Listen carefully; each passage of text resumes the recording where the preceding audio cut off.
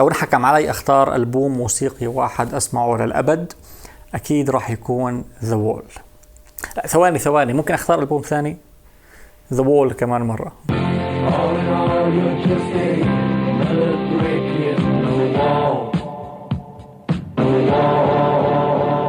كيفكم؟ حكيت قبل هيك عن فرقة بينك فلويد، عملت حلقة كاملة عن الفرقة بشكل عام، وعملت كمان حلقة عن ألبومهم Animals. اليوم بدي أحكي عن ألبومهم The Wall اللي نزل سنة 1979، واللي هو أذكى ألبوم في التاريخ، أعظم كونسبت ألبوم بالحياة.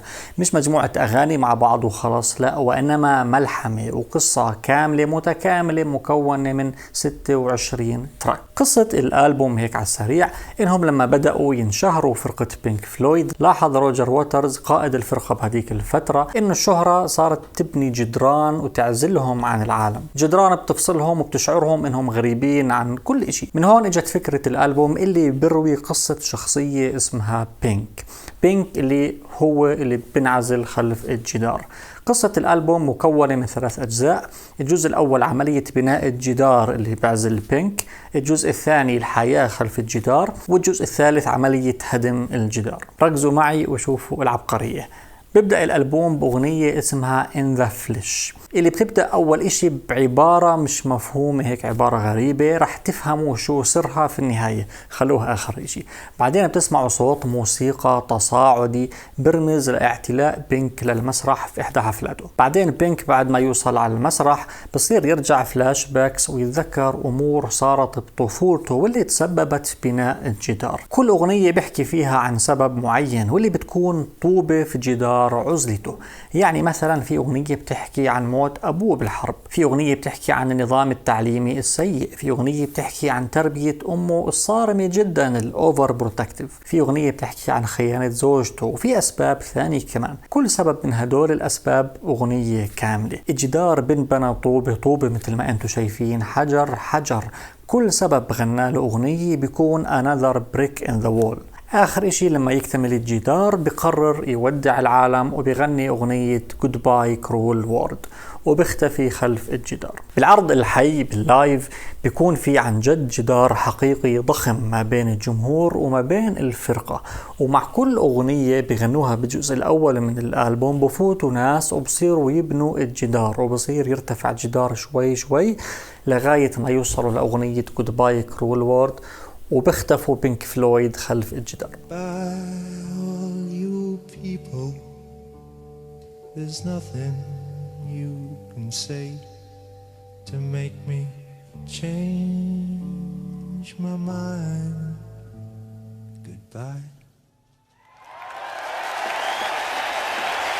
الجزء الثاني من القصة بيشمل مجموعة أغاني بغنوها من خلف الجدار، بتحكي عن مشاعر بينك، كيف بيكون خايف وهو معزول عن كل إشي. بيغنوا أغنية هاي يو، الأغنية الأسطورية اللي بتحكي عن شعور بينك بالخدر وعدم الإحساس والمبالاة، وعن الأحلام الكثير اللي قتلها الجدار. نتيجة لكل هاي الضغوطات والطفولة السيئة اللي تعرض لها بينك، لما يكبر بتحول لديكتاتور عنصري، بصير يهاجم الناس وبصير ينقل كل تجاربه السيئة للجمهور، وبغني مجموعة أغاني مثل The Show Must Go On و Run Like Hell. في الجزء الثالث من القصة بتوصل معه الهلوسات والصراع النفسي، انه بصير يحاكم في حاله في اغنية ذا ترايل، والقاضي بحكم بهدم الجدار، وفعلا الجدار بينهدم، واخر اشي بغنوا اغنية Outside the Wall.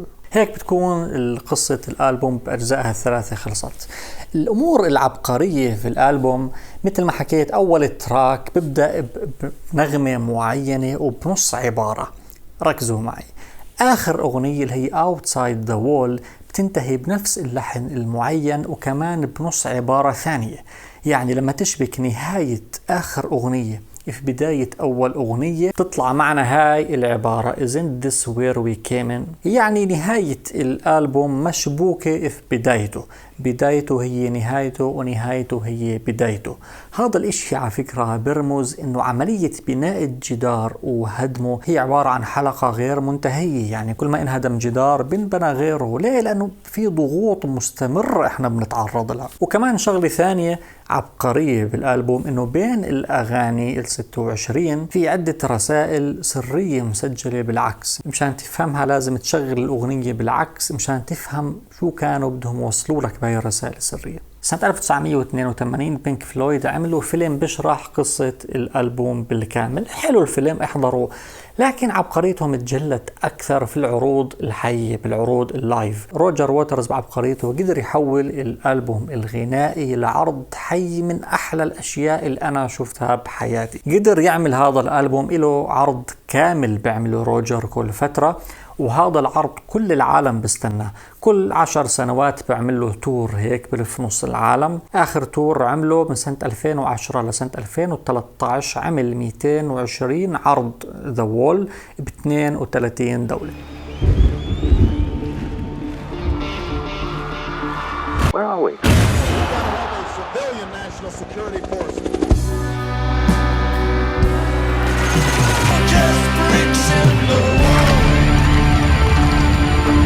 طبعا للي ما حضر الحلقة اللي أنا عملتها عن بينك فلويد الحلقة الأولى، فروجر ووترز هو كان قائد الفرقة لغاية سنة 1985 وبعدين طلع وصار يغني لحاله. سنة 1990 روجر عمل عرض ذا وول في برلين عند أنقاض الجدار الفاصل ما بين برلين الشرقية وبرلين الغربية. العرض حضروا أكبر عدد جمهور بالعالم، وعمل كمان حفلة بالمكسيك مشان يحكي عن الجدار اللي بده يبنيه ترامب ما بين أمريكا والمكسيك. العرض الحي على فكرة كثير ذكي وكثير رمزي، بيحكي عن العنصرية والحروب وكل إشي بيقسم البشر وبيصنفهم وبيساعد بإشعال الحروب.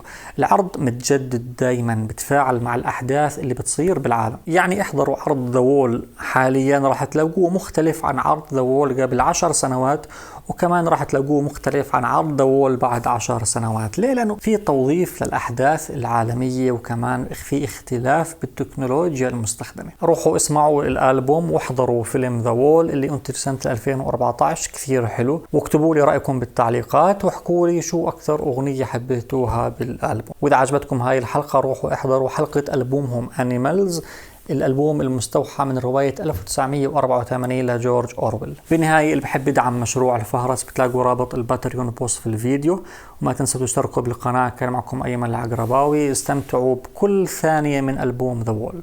سلام.